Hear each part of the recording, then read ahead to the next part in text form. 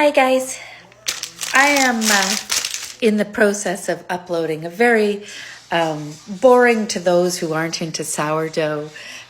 It's a long video. I had a big order. I've got 4 more loaves proofing right there, and an order for next week too for 9, if not more loaves. So it's all 2 girls. But there's my loaves for today. They're 2 cheddar garlic and 2 mixed bread flour and whole wheat. Now I'm making some sourdough blondies for Tom and I to enjoy.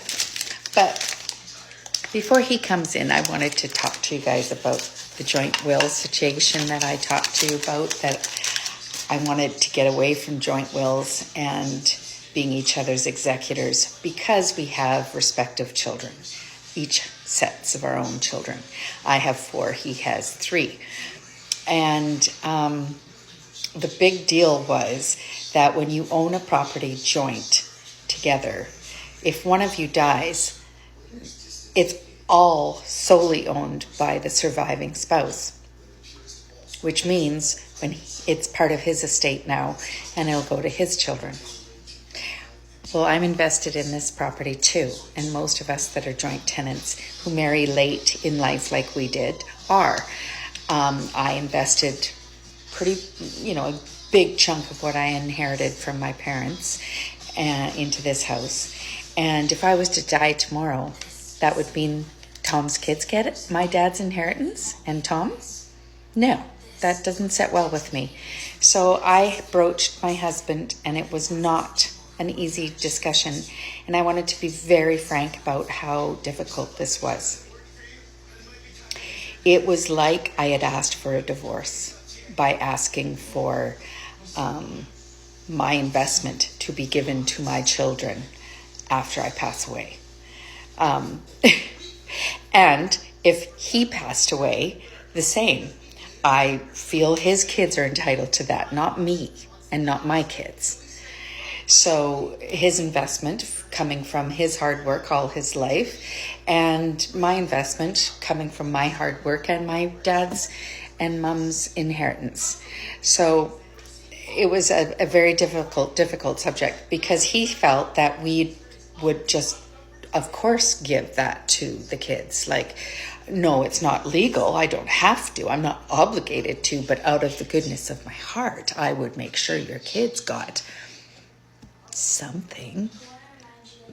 No, I want all of my investment, plus if the house increases in value in the next little while and we're paying, and we have equity, I want a portion of that because it's my investment too. It's an investment. But he lost his mind because in his thinking, let's say I live 15, or it's 15 years from now, and he's been paying into the mortgage for 15 years, or let's say he stays in this house another 10 years after I leave, or I departed this world. He's paying the mortgage, so he feels, why would your kids get to benefit a percentage of that 10, 15 years down the road when I finally sell this?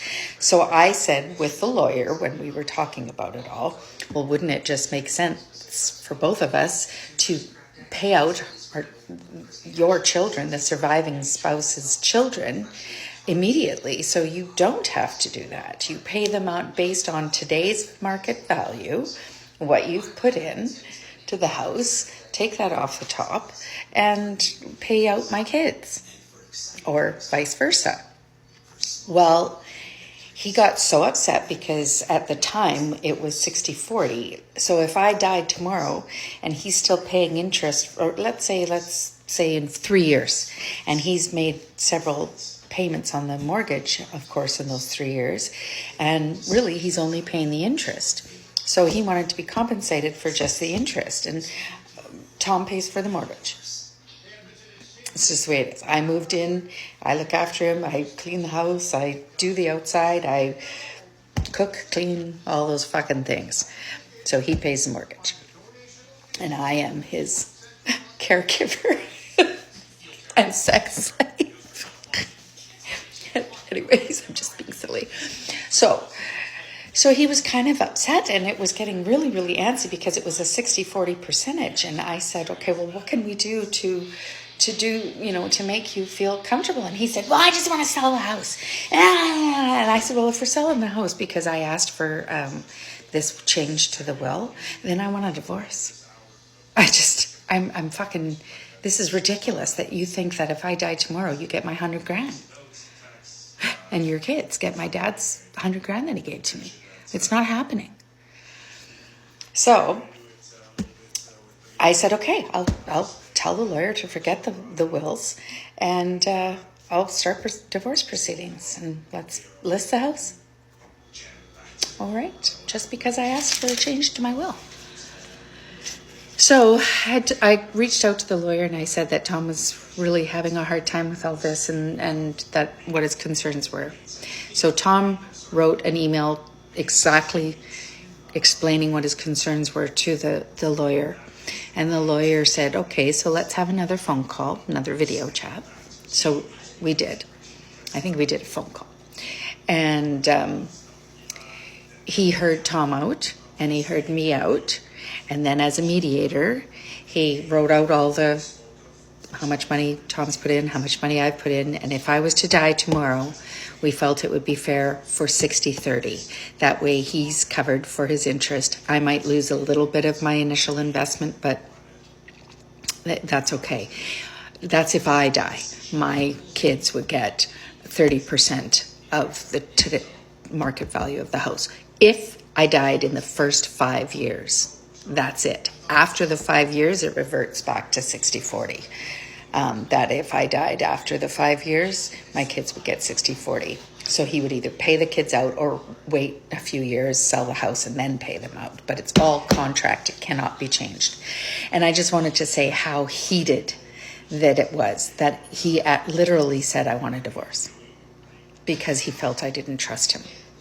And I said, listen, trust is an emotion. This is an investment.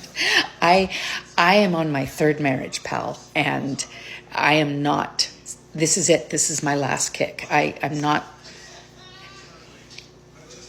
letting my estate go without that 100 initial investment, right? I'm just not. Plus, if it goes up in 3 years, the value of this place, and it will, because we're going to do some renos. I want it reflected in what my estate gets if I die. So if Tom dies, it's always 60-40. That's what it is. I'd have to pay 60 to his kids and come up with the money somehow.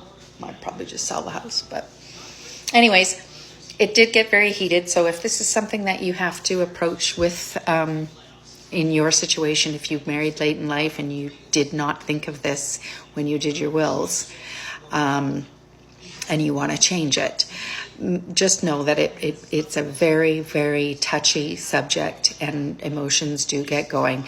And having a mediator while you're discussing percentages and, who's paying what and what happens if the roof goes and blah, blah, blah.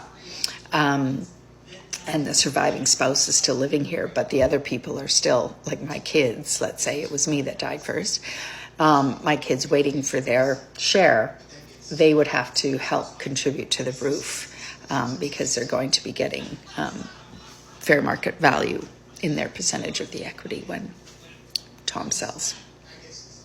All right, so there's lots to discuss, and the lawyer is your best bet for whatever province you're in or state that you're in. Some people do trusts. I chose to do this, and it's worked really good. And we got a lovely email from our lawyer afterwards saying how he commended us for making it through this and seeing the logic and why we're doing it, and that we're a good example for our kids. And the love that we have for our kids was evident. So it was really a good thing in the end, and I think it's brought Tom and I closer. So, but it was touch and go. Fuck. Peace.